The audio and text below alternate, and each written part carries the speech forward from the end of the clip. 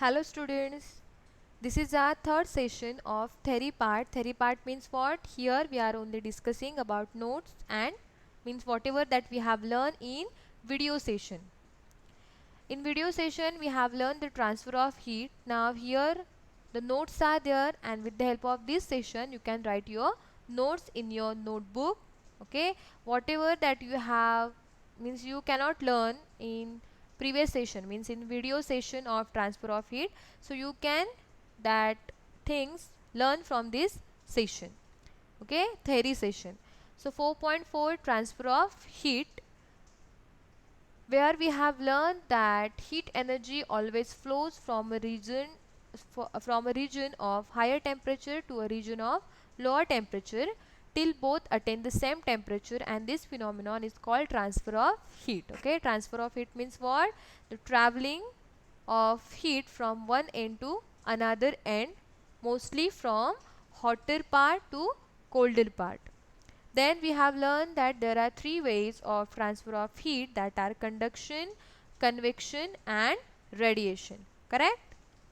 Yes. See, conduction, convection and radiation. So let's start to learn and revise the theory part.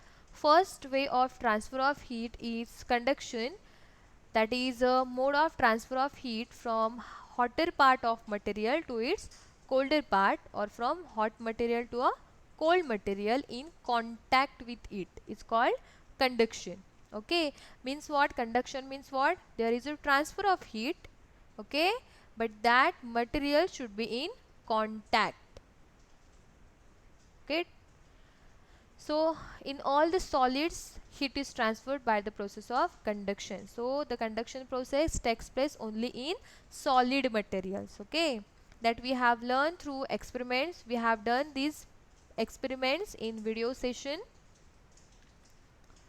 Then we have learned about conductor and insulator of heat, that also we have done this kind of experiment. So conductors means what?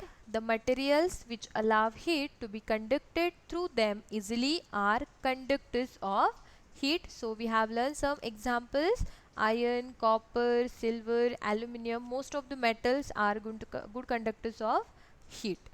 Then we have learned about insulators, which are the bad conductors of heat, that does not allow heat to pass through them.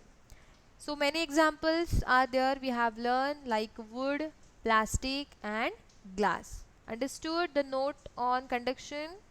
Yes. See, the conductors and insulators. One activity is there, 4.3. Okay, that activity you have to write now in your notebook. Okay, you have to write two materials, then you have to write means the how the materials are, means materials are made from which things, that you have to write here. And does the other end get hot, yes or no? Like this experiment you have to complete that table 4.3. okay, see, the already articles are given: steel spoon, plastic scale, pencil and divider. Okay, so plastic scale here, then material is plastic, that does not allow heat, so I will write here no. So according to that you have to write this table 4.3 in your notebook compulsory. Okay, then we have learned the second mode of transfer of heat, that is of convection, which is the most important mode of transfer of heat. That, see the definition: the heat from the hotter part of a fluid. Okay, we have learned that liquid or gas, both are known as fluid. So in convection there is a movement of molecules, in conduction there is a vibration of molecules, and in convection there is a movement of molecules. Understood?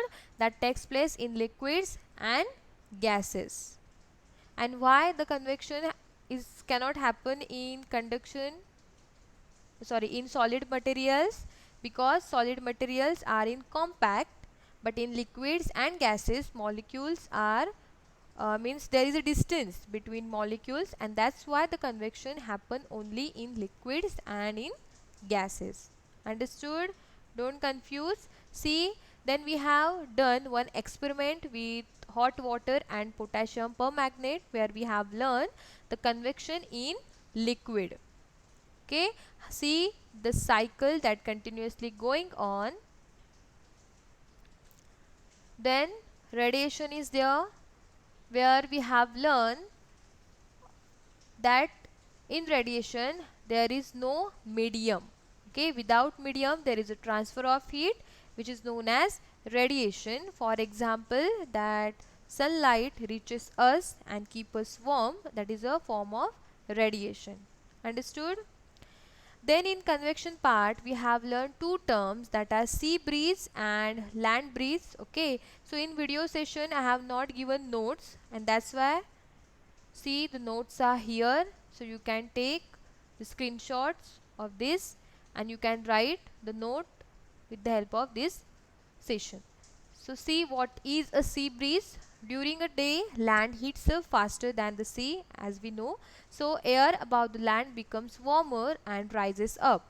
Correct? The hot air, hot liquid is lighter than cold air and cold liquid. So as that land, means the air above the land becomes warmer, that rises up. Okay, so after that, that cool breeze, okay, that rushes towards the land and takes its place. So this cool breeze is coming from sea during a day, and that's why the breeze is known as sea breeze. Okay, exactly opposite at night, where the air above the sea is warmer than air above the land. So again, that cool breeze is going towards the sea, means that cool breeze is going from what? From land, and that's why at night that process is known as land breeze. Understood? See, you can see cool and hot, hot to cool, how that transfer of heat, the convection, that mode of transfer of heat is convection, that happen in air. Understood? So here we have completed third session of theory part. Okay, where we have learned the transfer of heat. Understood? Yes. So with the help of this session, you can write your notes in your notebook. Okay, thank you.